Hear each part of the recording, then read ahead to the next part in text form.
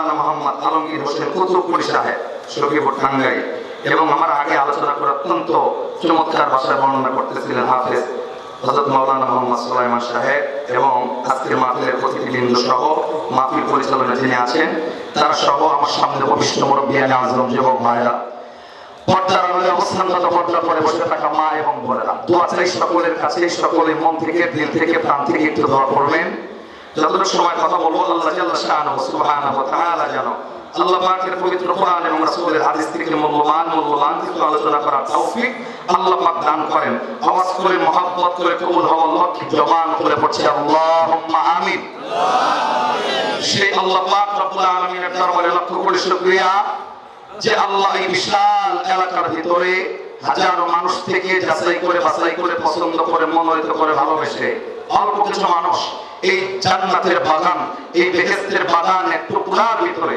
আল্লাহ পাক আপনাকে আমাকে আসার বসার তৌফিক দিয়েছেন জবান খুলে নিয়ামতের শুকরিয়া আদায় করে পড়ছি আলহামদুলিল্লাহ সেই মহান প্রভুর দরবারে আরো লক্ষ করে শুকরিয়া আদায় করব যে আল্লাহ সাইয়্যিদুল কাওনাইন সাইয়্যিদুল মুরসালিন বিশ্বনবী আখির জামানার নবী মানবতার মুক্তির দিশারি সেই বিশ্বনবীর জন্ম প্রত্যেকটা মানুষের অন্তরে সবটুকু মহব্বত ভালোবাসাকে উজাড় করে দেয়া আমার নবীর উপর অন্তর মাখা হৃদয় নিয়ে দরদ মাখা হৃদয় নিয়ে একবার দরুদ শরীফ তেলাওয়াত করছি সাল্লাল্লাহু আলাইহি ওয়াসাল্লাম আমার ভাইরা আমার মন বলতেছে আপনাদের ফুলতলা এলাকায় আর কোনো লোক নাই সব মানুষ বাড়ি ঘরতলা দিয়ে আজকে মাহফিল হয়ে বসে কথা দেখি কোন না বাইরে দুই একজন আসেনি ভাই আছে আছে আপনারা সাক্ষী না দিলে তো আমি জানবো না আমার লাগে একটু কথা কইেন বাইরে লোক আছে ভাই একটু দুই চারটা কথা কইেন আমি বক্তা তো ওই যদি আমি আপনাদের এলাকায় পুরো হইলেও নতুন আমি কথাটা বলছি তো একটা বিষয় এখানে ওয়াজ কইরা যেই নাকি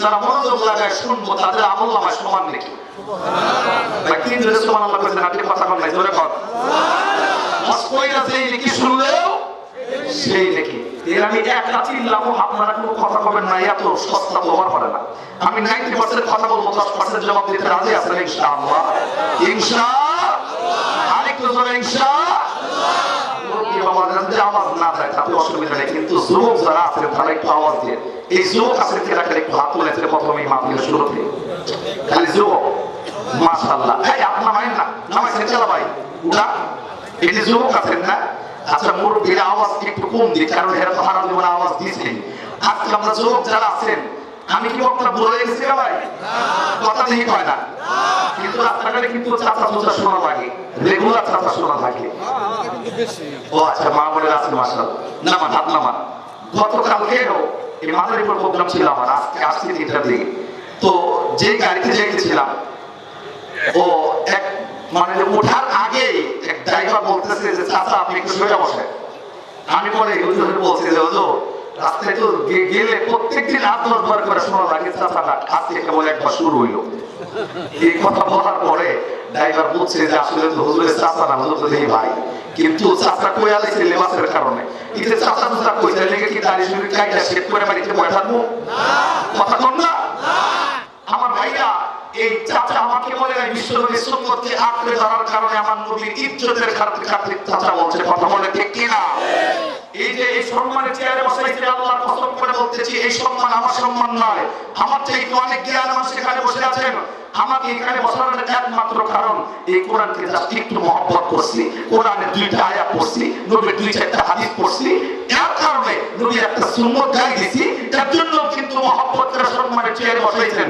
ছোট্ট একটা কথা বলছি মাহফিলের শুরুতেই এই ইজ্জত যেমন আমার না এই দেখেন আমার হাতের মালটা আছে এইগুলো মানে এক কানি দিয়া যদি আমি এই কোরআন শরীফের জন্য একটা খাবার বানাই দিই আর আরেক কানি সিয়া যদি আমি গাড়ি মোছার যদি নেকড়া বানাই ঘর মোছার নেকড়া বানাই আল্লাহর কসম করে বলতেছি ভাই কোন মানুষ মুসলমান হোক কোরআন পড়তে জানুক বা না জানুক এই বান্দা যদি দেখে কোরআন শরীফের খাবারটা ফ্লোরে পড়ে আছে কোরআনের ইজ্জতের খাতিরে এই খাবারটা হাতের ভিতরে উঠে ঝাঁকি দিয়ে কপালে লাগায় চুমা খাবে কথা বলেন ঠিক কি ঠিক একই খাবো অর্ধেক কিন্তু গাড়ি মোছার কাজে ব্যবহার করছিল ওটা ফ্লোরে পুরো থাকলে উনি তো চুমা খাবে তো দূরের কথা গরম পায়ে ময়লা থাকলে ওটার উপরে ময়লা পরিষ্কার করে ঘরে ঢুকবে কথা বলে এর জন্য এই ইজ্জত আমার নয় এই আজকের এই চেয়ার আমার ইজ্জতের কারণে নয় এক কথায় আল্লাহর কোরআনের সঙ্গে যারাই লেগে থাকবে তাদের ইজ্জত বাড়ায় দিবেন কে আল্লাহ মহব্বত করে জোরে এখন কে ইজ্জত বাড়াবে?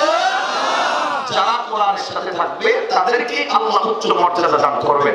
এর জন্য মাহফিলের শুরুতেই যুবক ভাই যারা হাত তুলছিলেন, যারা এখন পর্যন্ত মাহফিলে আসে নাই, তাদেরকে একটা উদাত্ত আহ্বান জানাইতে চাই। কেননা আপনি মসজিদে নামাজে যাচ্ছেন, এমন সময় একটা লোককে এসে বলবেন যে ভাই চলো মসজিদে নামাজে যাই, এতটুকু বলার কারণে আপনার আমলনামায় আল্লাহ কবুল হওয়া নামাজের থেকে দান করবে। এর জন্য আমরা যারা কোরআনের মাহফিল আসছি, এই মাহফিলটা হলো জান্নাতের বাগান। সুবহানাল্লাহ। কিসের বাগান ভাই? কোনো সন্দেহ আছে? অনেক মানুষ যারা কথা কয় না তারা ভাবতেছে হুজুর যে সামিয়ানা কুয়াশা বললে কুয়াশা তো সামিয়ানা মানবো না। আপনাকে বলিছে যে সালা চট বিছরে দিছে, আর আপনি মুলিউলি একটা এসে নিলেন নাই, খালাম নাই, বইছিলেন মাইকে দুইটা কথা কইলেন, তাতে কি জান্নাতের বাগান হয়ে গেছে না? বুঝছেন ভাই? এই দেখেন না বললো দেখছেন ইমান নামছে। প্রথমে কিন্তু জান্নাতের বাগান ঠিক হয়েছিল, আপনারা কিন্তু আওয়াজ দেন নাই। আওয়াজ না দেওয়ার কারণ হলো মানে যে ইমান একটু দুর্বল হয়েছে, 100 পজিশনে নাই পাইছে। এ ভাই, আমি আপনার ইলম কালাম না থাকলেও, মাহফিলে সামিয়ানা বসার ব্যবস্থা না থাকলেও, আল্লাহর নবী তার 1000 বছর আগে তার পবিত্র জবানে বলছেন, ওয়াকালান নবিয়্যু সাল্লাল্লাহু আলাইহি ওয়াসাল্লাম মাজালিসুল ইলম হিয়া রাউসাতুন মিন রিয়াদিল জান্নাহ। সূরা আস-সার সাল্লাল্লাহু আলাইহি আমি বক্তা জবান দিয়ে বের করে প্রত্যেকটা উলামায়ে কেরাম মাহফিলটাকে জান্নাতের বাগান বলে। আসলে এটা উলামায়ে কেরামের বানানোর কোনো কথা নয়। 1000 বছর আগে আপনার আমার নবী তার পবিত্র জবানে আজকের এই ফুলতার কবরস্থানের মাহফিলকে আল্লাহ পাকের নবী জান্নাতের বাগান বলছেন। তার আগে একটা কথা জিজ্ঞেস যে নবী জবান দিয়ে আজকের এই মাহফিল জান্নাতের বাগান বলছে, এই নবী দুনিয়াতে 63 বছর পর্যন্ত জীবিত ছিল। নবী 63 বছরের জীবনে কোনোদিন মিথ্যা কথা কইছে? ঈমান থাকলে আওয়াজ করে নবী মিথ্যা কথা কইছে? নবী বানায় কথা কইছে? নবী মন গড়া কথা কইছে? সেই নবীর জবানের কথা। আমার ভাই, আমার সময় যেহেতু অল্প, অন্য কোন আলোচনা না, ডাইরেক্ট কোরআন এবং হাদিস থেকে আলোচনা চলে যাব। কি মন খারাপ করবেন? আমার ভাইরা, আমার বন্ধুগণ, কোন দিকে নজর নাই, দিলটা নরম করে দিবেন। এ বন্ধু বসে বসে ভাববেন, আজকের এই মাহফিল যদি আপনার আমার জীবনের শেষ মাহফিল হয়ে যায়, আর জীবনে বাকি জীবনে কোনো মাহফিলে বসতে পারবো কিনা জানি না। এ বন্ধু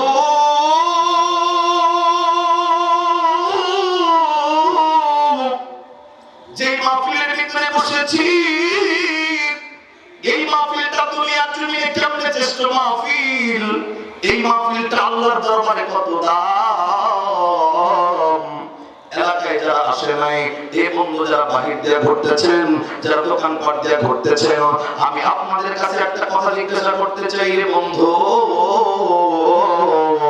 আমরা যারা কোরআনের মাহফিলে বসছি, আমরা যারা জান্নাতের বাগানে বসছি, এই বন্ধু বলেন তো এখানে কি আপনি বসছেন না আপনাকে বসাইছে কে? আর একটু মহব্বতের আওয়াজ করে জোরে বলেন কে বসাইছেন? আর একটু জোরে বলেন কে বসাইছেন? আল্লাহর কসম, আমার নবী 1000 বছর আগে তার পবিত্র জবানে বললেন, ওই সমস্ত মানুষকে দিয়ে আল্লাহ নেক আমল করাবে। আল্লাহ তাদেরকে দিয়ে নেক আমল করায় যাদের দিকে আমার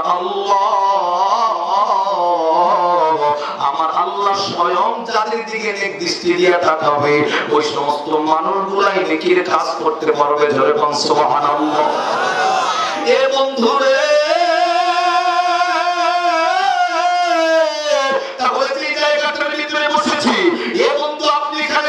নাই আপনি যদি বলেন আমি বসছি, আমি বিশ্বাস করি না, এ বন্ধু এখানে আপনি বসেন নাই, আল্লাহ পাক আপনার মাহফিলের ভিতরে বসাইছেন। এ বন্ধু রে, অনেক মানুষের ভিন্ন ভিন্ন নিয়ত আছে। কেউ বসছেন মাহফিলের কুমুটে আপনারে দাওয়াত দিয়েছে, যদি মাহফিলে না যাই সকালবেলা দেখা হইলে বলবে তোমারে তো মাহফিলে দেখলাম না। আবার কেউ আসছে, বক্তা আসছে, দলের শরীর ছেড়ে দলের শরীর যাই, 2-4টা কথা শুই না আসে। কেউ আসছে বক্তার চেহারা দেখার জন্য। আমার বন্ধুগণ, কেউ আবার আসছে এমন ডাক্তার বলবে হুজুর 2 ঘন্টার আলোচনার ভিতরে কয়েকটা ভুল ধরা যায়, সকালবেলায় যেন চলে বসে সমালোচনা করা যায়, এই নিয়ত করে কোনো মানুষ মাহফিলে বসছে না। আবার কেউ বসছে মাহফিল যদি জমে যায় তাহলে বসে থাকবো, মাহফিল না জমলে মাহফিল থেকে চলে যাব, এই নিয়ত বলা অনেক মানুষ মাহফিলের ভিতরে বসছে। আমি আপনাদের বলবো বন্ধু, এ বাজারটি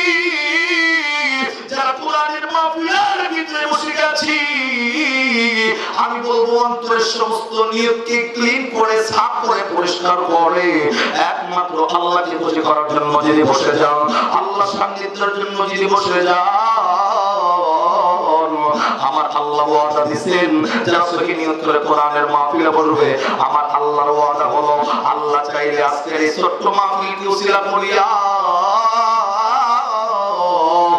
আমার আল্লাহ কিয়ামতের ময়দানে নাজাতের জরিয়া বানায় দিবে।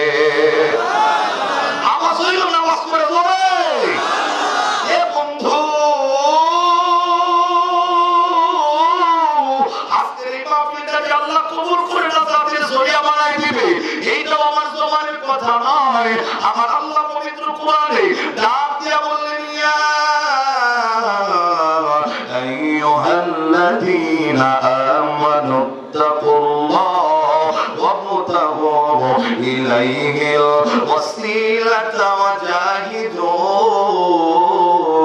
ফি সাবিলিহি লাআল্লাকুম তুফলিহুন।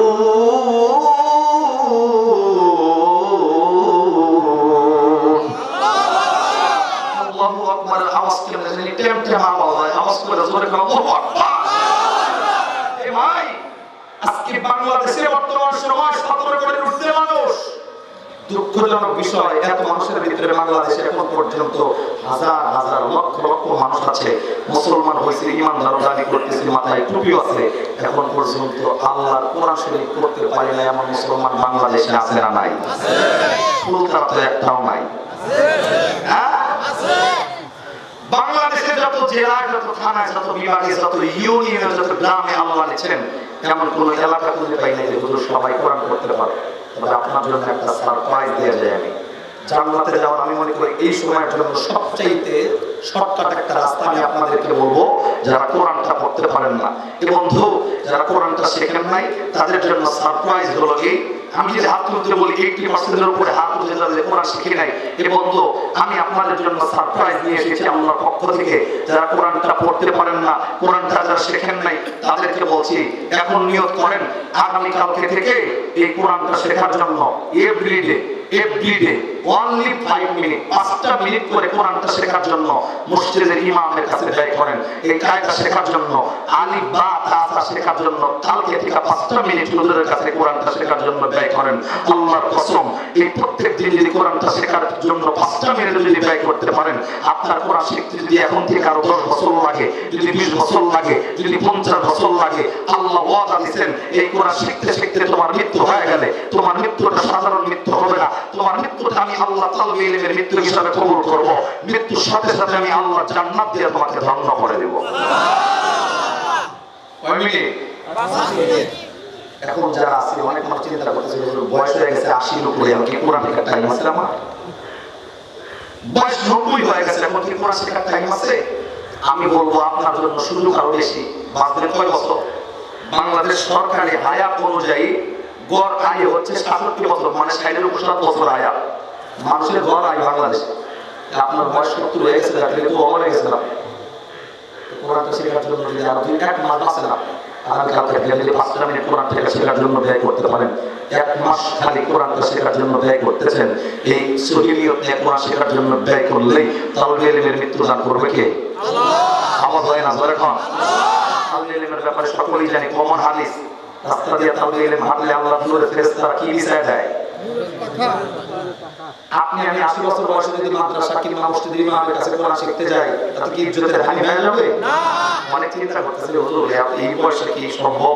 চোখে নিয়ে ভালো করে আমি বলি চোখে যারা যায় না তাদের জন্য শুরু হবে বেশি, কারণ আপনার সময় দিলে লাগবে বেশি শিখতে, মাফ করবেন কে? আল্লাহ। অনেক মানুষ ভাবতেছে হুজুর টাইম নাই, এটা আমার পক্ষে হইব না। আমি তাদেরকে বলবো ভাই আপনার জন্য যদি না হয়, এই যে কবরে যাওয়ার পর ফেরেশতারা যে প্রশ্নগুলো জিগাইবো ইংরেজিতে জিগাইবো নাকি জিগাইবো কোন তারার মানুষ এই যে কবরস্থানের পাশে আছে না নাই? কবরে যারা যায় ফেরেশতাকে জিগায় হাউ আর ইউ? না না, কথা কোনটা নেই। What is your father name? What is your place? এগুলো জিগাই তুলি মা রব্বুকা মান দীনুকা মান নাবিয়ুকা, এগুলো আমরা ইংরেজি কইলাম। কি কইছি ভাই? আরবি জানি না, আরবি শিখি নাই, সেটা চেষ্টা করি নাই, কবরে যায় কেমনে জবাব দেবেন? আপনি কেমনে ভাবলেন যে একটা ছাত্র পরীক্ষায় কিচ্ছু করে নাই, মারা যায় পরীক্ষায় ভুল আনসার করতে পারবো না? আপনি যেটা জানেনই না, আপনার ধারণাই নেই কবরে আনসার করবে কেমনে? আমি মনে করি অনেক মানুষ ভাবতেছে 80 বছরে হুজুরের কাছে কায়দা শিখবো লজ্জার ব্যাপার। আমি মনে করি ভাই লজ্জা না, বরং লজ্জা তো এটা পাওয়া দরকার যে 80 বছর হয়েছে, যে কোরআন আপনার আমার জন্য শেখা ফরজ ছিল, কোরআনটা শিখি নাই, এটা আপনার জন্য লজ্জা। কোরআন শিখতে যাবো, এটা কোনো লজ্জা না, ঠিক না ব্যাপারে? আমার ভাইরা এদিকে আলোচনা সাবজেক্ট নয়, আমার আগে একটা স্লিপ দেওয়া হয়েছে, আমি এইভাবে আয়াতটা চালাবো, দিছি মাকার ওই দিকে যাবো না। আজরাইল যখন কই বলতো টাইম শেষ, ওই যা করছি তো মাকার জবানটা বন্ধ করতাম না, খালি নেমে যাবো। মাকার পড়তেছে রাগ করতেছে বেশি, মনে মনে সাফা করতেছেন, কারা কারা তোলেন সবাই, ঠিক আছে? আল্লাহু আকবার। তাহলে বলতেছিলাম এই কোরআনটা হাজার মানুষ যদি পড়তে পারে, আমি তো প্রথমে বলছি, আমি কোরআন পড়লে যেই নাকি পাবো, আপনার শুনলেও সেই নাকি পাবে। শুধু তাই নয়, এই কোরআনের তেলাওয়াতটা শুনে যারা আল্লাহু আকবার কইব, আল্লাহ তার দরবারে এক নাম্বার সগীরা গুনাহ আল্লাহ মাফ করে দেব। দুই নাম্বার, এই যে কবরস্থানে যারা চলে গেছে, কত দূরে এখান থেকে? এই বাজে না? এই কবরস্থানে যারা চলে গেছে, আল্লাহ তাআলা কয় কবরে একবার আয়া দেখো, আজকে দুনিয়াতে বিপদে পড়লে কত বন্ধু বান্ধব হয় না, মাগার একবার কবরে ঢোকো, পৃথিবীর কোন শক্তি নাই, পৃথিবীর জমিনের কোন মহব্বতের মানুষ নাই যে তোমার সঙ্গে সঙ্গ দিবে। কথা বলে ঠিক কিনা? আল্লাহ তাআলা কয় সেই মুসিবতের ময়দানে যেদিন কেউ কাউকে পরিচয় দিবে না, সবাই সবাইকে ভুলে যাবে, স্ত্রী ভুলে যাবে, স্বামী ভুলে যাবে, বন্ধু বান্ধব ভুলে যাবে, এবং কি কলিজার টুকরা তাদের মা বাবা পর্যন্ত আপনাকে আমাকে ভুলে যাবে। মিথ্যা কথা বললাম? মা বাবা যে ভুলবে এটা আমার জমানের কথা নয়। আল্লাহ এই পবিত্র কোরআন নাযিল করেছেন, এই পবিত্র কোরআনে আল্লাহ একটা পারা দিয়েছেন, পারার নাম 30 নম্বর পারা। এই 30 নম্বর পারা একটা সূরা আছে, সূরার নাম হলো সূরাতুল আবাসা। সূরা কোন কি সূরা? এই সূরাতুল আবাসা 5 নম্বর পৃষ্ঠা, 6 নম্বর লাইনে 34 নম্বর আয়াত, 35 নম্বর আয়াত, 36 নম্বর আয়াত, 36। এই চারটা আয়াতে আল্লাহ পাক আপনাকে আমাকে উল্লেখ করেছেন যে কবরে কিয়ামতের ময়দানে আপনার আমার হালত কি হবে। আল্লাহ বললেন ইয়াউমা ইয়াফিরুল মারউ মিন আখিহি ওয়া উম্মিহি ওয়া আবিহি ওয়া সাহিবাতিহি ওয়া বানিহি লিকুল্লি ইমরিইন মিনহুম ইয়াউমা ইযিন শা'নুন ইউগনি।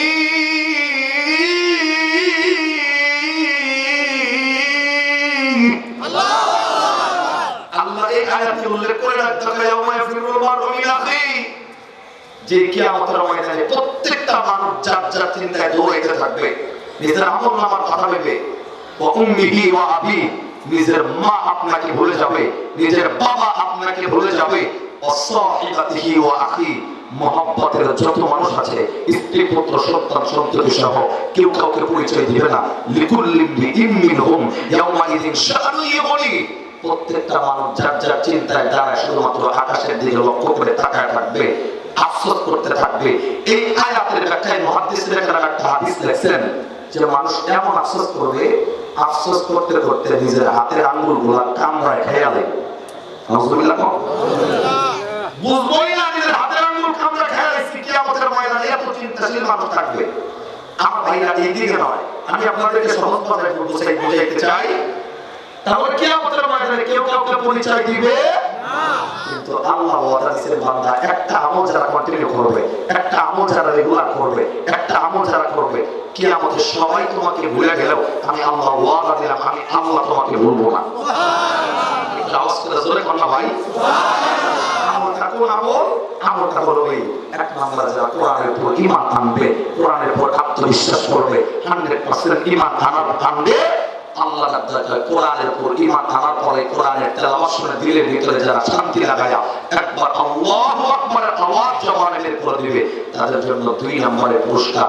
কিয়ামতের সবাই তোমাকে ভুলে গেলেও আমি আল্লাহ না ভুলিলা এই 30 পারা কোরআন আমি আল্লাহ তোমার বন্ধু বানাই দেব। সুবহানাল্লাহ। এই ভাই চিন্তা করেন, কিয়ামতের মধ্যে কোরআনের মতো কিতাব যদি বন্ধু হয়ে যায় আর কিছু লাভ হবে না। কোরআনের উপর যদি কোনো মানুষ 100% ঈমান আনে, ঈমান কার উপর আসে? আল্লাহ। জোরে কোন আল্লাহ। যারা কম নাই তারা কোন আল্লাহ। আগের বারে যে কইছিলেন না খালি ফাঁকি দিতেছে। একটু জোরে কোন কোরআনের উপর ঈমান আনলে কার উপর ঈমান আসে? আর যারা আল্লাহর উপর ঈমান আনবে তাদের জন্য আরেকটা স্পেশাল পুরস্কার এই পবিত্র কোরআনের সূরাতুল বাকারা 3 নাম্বার পড়া 2 নাম্বার পৃষ্ঠা প্রথম নাম্বার লাইনে 257 নাম্বার আয়াতে বড় আল্লাহ রাব্বুল আলামিন বললেন আল্লাহু ওয়ালিয়ুল্লাযীনা আমানু ইউখরিজুহুম মিনাল যুলুমাতি ইলান নূর।